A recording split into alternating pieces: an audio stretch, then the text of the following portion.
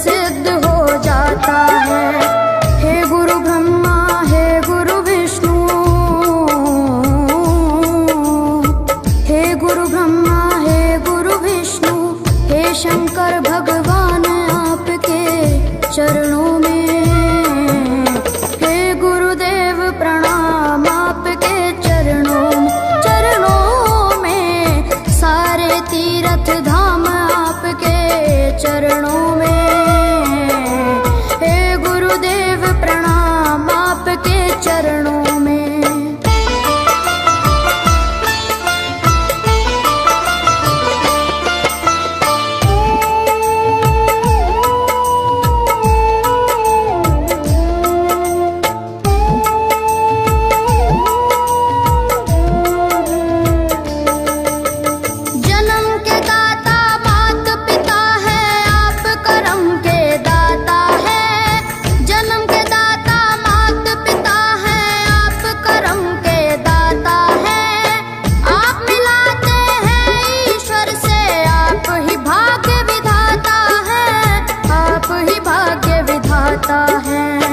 दुखिया मन को, रोगी तन को, दुखिया मन को, रोगी तन को मिलता है आराम आपके चरणों में। हे गुरुदेव प्रणाम आपके चरणों में, सारे तीर्थ धाम आपके चरणों में।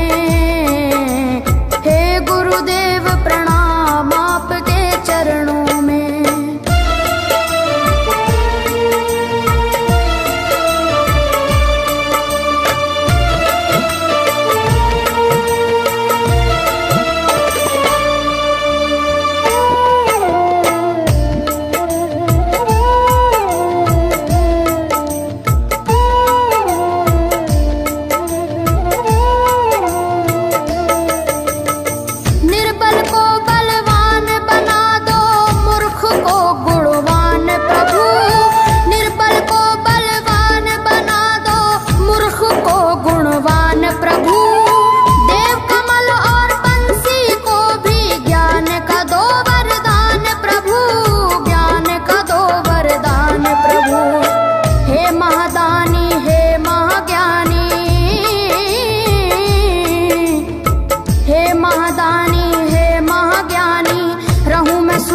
शाम आपके चरणों में। हे गुरुदेव प्रणाम आपके चरणों में, सारे तीर्थ धाम आपके चरणों में। हे गुरुदेव प्रणाम आपके चरणों में। करता करे न कर सके, पर गुरु सब होए। सातों दीपानों खंड में गुरु से बड़ा न कोई, गुरु से बड़ा न कोई, प्यारे गुरु से बड़ा न कोई। मैं तो 7 समुद्र की मछली करूं, लेखन सब बन गए राय। सब धरती कागज करूं, पर गुरु गुण लिखा न जाए, प्यारे गुरु गुण लिखा न जाए। सारे तीर्थ धाम आपके चरणों में। हे गुरुदेव प्रणाम आपके चरणों में, सारे तीर्थ धाम आपके चरणों में। प्रणाम आपके चरणों में। मेरे बाबा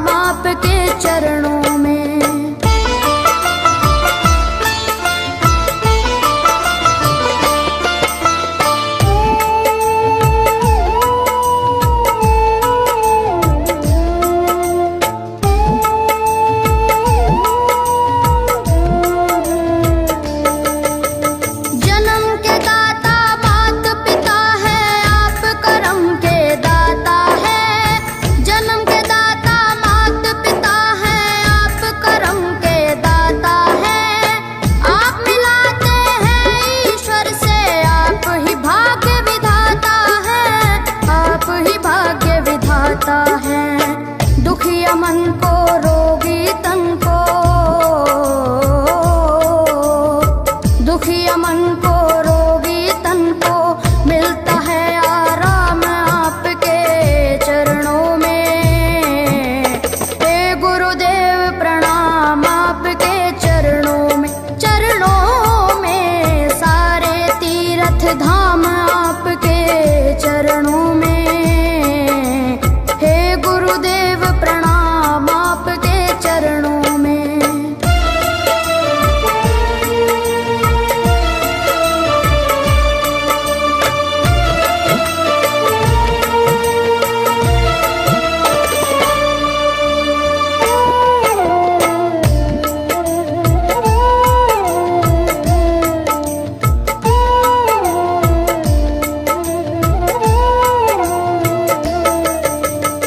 निर्बल को बलवान बना दो, मूर्ख को गुणवान प्रभु।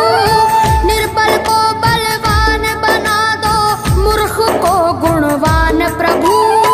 देव कमल और बंसी को भी ज्ञान का दो वरदान प्रभु, ज्ञान का दो वरदान प्रभु। हे महादानी, हे महाज्ञानी, हे महादानी, हे महाज्ञानी, रहूं मैं सुबह हो शाम आपके चरणों में।